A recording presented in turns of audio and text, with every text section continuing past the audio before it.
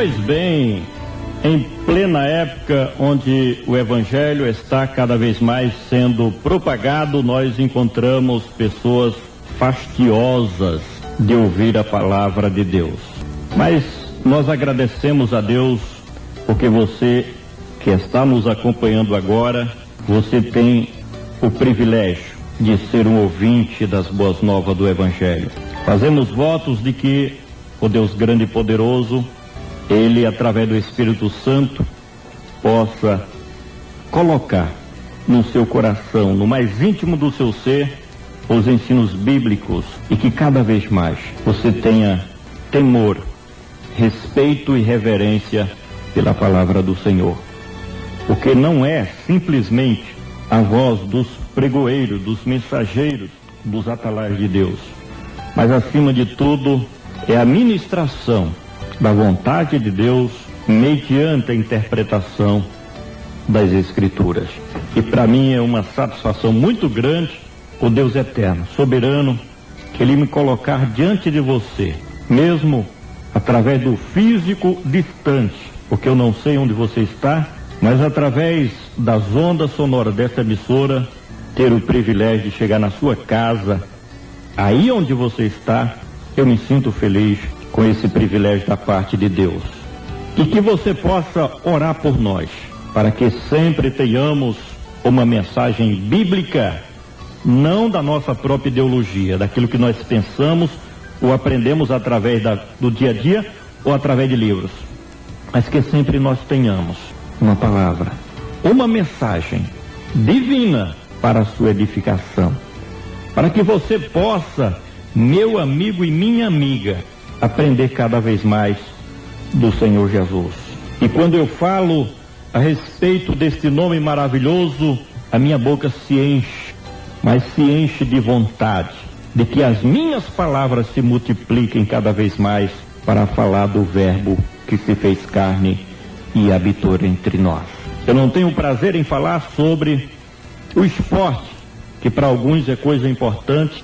Eu não tenho muito prazer em falar sobre outras coisas, mas o grande prazer da minha alma é falar a respeito da palavra do Senhor e ensinar aquilo que diz a Bíblia sobre a pessoa mais importante que você possa imaginar.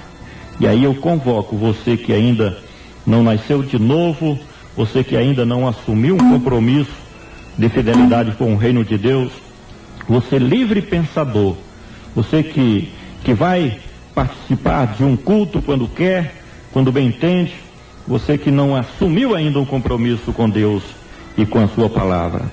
Eu quero te convocar a nós meditarmos naquilo que a palavra do Senhor tem a nos dizer sobre Cristo, sobre a superioridade do Senhor Jesus, o meigo nazareno, o profeta, o grande profeta, que apareceu no cenário mundial há mais de 2000 anos passados, com uma grande missão salvífica, mandada pelo Pai Celestial. Jesus veio buscar e salvar, como diz a Bíblia, aqueles que estavam perdidos. No dia de hoje não é diferente, mesmo vivendo em sociedade, mas existem muitas pessoas que estão perdidas e que precisam ser achadas.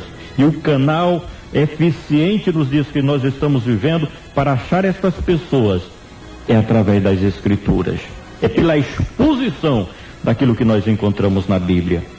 E eu quero aproveitar alguns minutos para falar sobre a superioridade de Cristo Jesus, nosso Senhor, nosso Salvador, nosso bom pastor que deu a sua vida para nos ganhar, para nos dar vida. E a palavra de Deus em Lucas capítulo 22, versículo 69, foi Jesus quem falou: mas de agora em diante o Filho do Homem se assentará à direita do Deus Todo-Poderoso. O Filho do Homem se assentará à direita do Deus Todo-Poderoso. Meus amados, neste evento onde o Senhor Jesus, ele pronunciou estas palavras, ele já estava praticamente no final do seu ministério.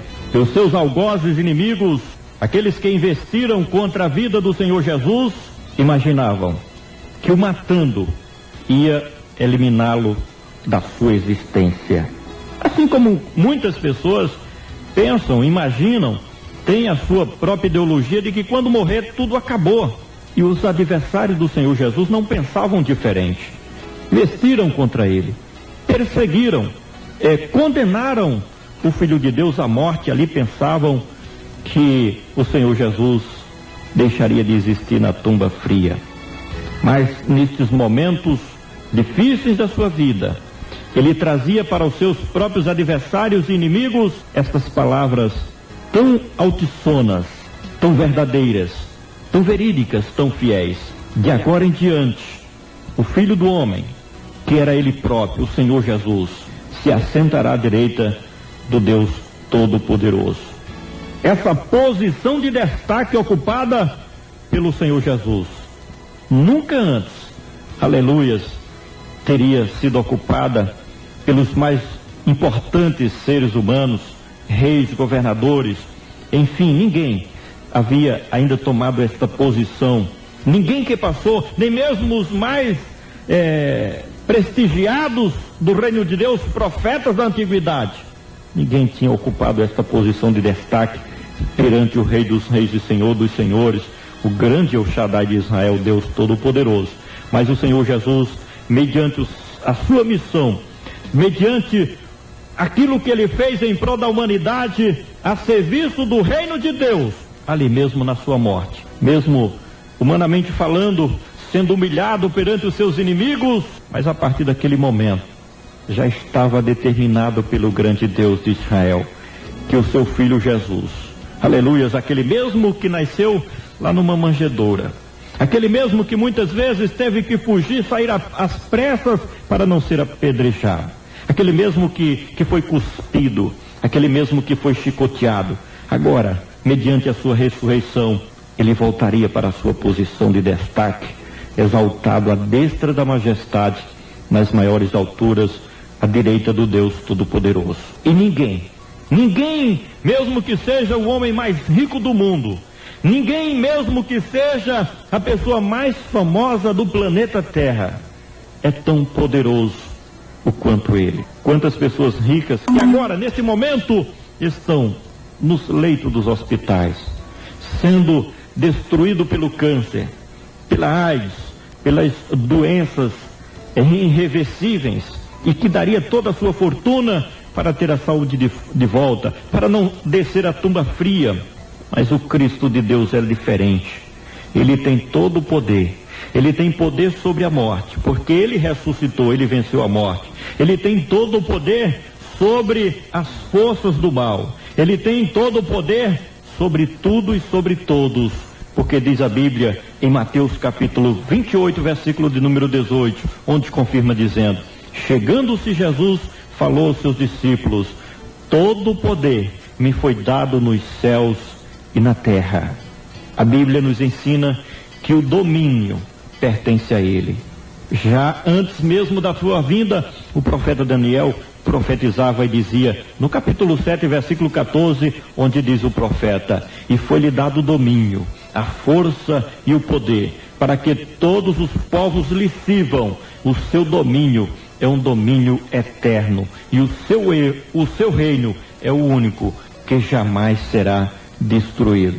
Na verdade, agora, por exemplo, foi deposto lá no Iraque um homem que há tantos anos reinava sobre aquele país. Foi deposto. Muitos que achavam que jamais perdia o seu poderio, o seu domínio como governador, o seu domínio como presidente de república, o seu domínio como os reis da antiguidade. Mas chegou o seu limite, chegou o seu ponto final. Porém, o reino de Cristo jamais terá o seu fim, jamais será tomado, jamais ele, como Rei dos Reis e Senhor dos Senhores, jamais ele será deposto do seu trono de glória, da sua soberania, do seu domínio. Ele tem domínio. Meu amado irmão, minha querida irmã, você que está me ouvindo agora, ele tem domínio sobre a sua enfermidade, ele tem domínio sobre a sua dificuldade, o seu problema. Creia nele, confia nele, entrega nas mãos dele a tua causa, e como ele domina sobre tudo e sobre todos, ele pode mudar esta situação. Ele tem um nome mais excelente que nós possamos imaginar. Muitas vezes se propaga nos meios de comunicação o nome e o sobrenome de tais pessoas que são conhecidas nacionais e internacionalmente. Mas esses nomes se apagarão com a história, com o passar do tempo. Quantos na história da humanidade tiveram nomes importantes e hoje estão riscados da memória da humanidade? Mas o seu nome permanece na nossa memória. Mas o seu nome é o mais excelente, porque é através do seu nome, e Paulo deixou escrito em Filipenses capítulo 2, versículo 9, o seguinte: pelo que Deus o exaltou soberanamente, e lhe deu um nome que é sobre todo nome. Através do seu nome é que nós oramos a Deus, e o Senhor se levanta do seu trono, chama o anjo mais poderoso que ele tem no seu reinado, o arcanjo, o querubim, e dá uma ordem: vai lá na terra, no endereço tal, na cidade tal, no país tal, lá naquela rua que não é nem calçada, e diz o seu nome, e através da sua oração no nome de Jesus, Deus manda uma resposta para você. Eu quero profetizar agora, pelo Espírito de Deus, que você está recebendo uma resposta pela oração que um dia você depositou, não sei que tempo, talvez ainda hoje, você fez esta oração em nome do Senhor Jesus, e a resposta está chegando. A Ele, a Cristo Jesus, tudo está sujeito, tudo está debaixo do seu domínio.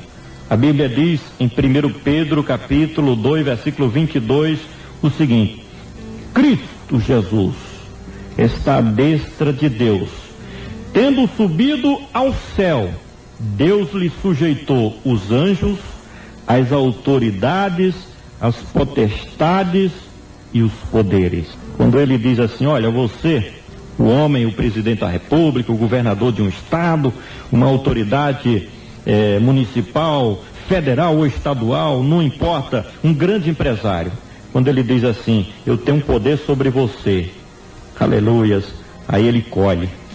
Quando a pessoa não se submete a ele, e como ele tem poder sobre tudo e sobre todos, e quando a Bíblia diz que tudo está sujeito a ele, e o homem não se submete ao senhorio de Cristo, aí ele mostra que a mão dele é poderosa. Você que está me ouvindo agora, você que faz a sua própria vontade, você que anda no caminho do mundo e diz assim: eu faço o que quero, vou para onde bem quero, eu te aconselho agora, se submete a Cristo, porque tudo está sujeito a Ele, tudo, Ele tem domínio sobre a sua vida, ainda que você não reconheça isso, mas a sua vida está na mão de Jesus. Quando você menos espera, na sua arrogância, na sua impetulância, você é colhido do planeta Terra, e aí, o que será da tua alma? Ele é o cabeça da igreja, diz a Bíblia, ele é o dono da igreja. Paulo escreveu em Efésios capítulo 1, versículo 22, Deus sujeitou todas as coisas aos seus pés de Cristo, e acima de tudo, lhe constituiu como cabeça da igreja. Aqui eu paro para uma reflexão sobre aqueles que se acham donos da igreja.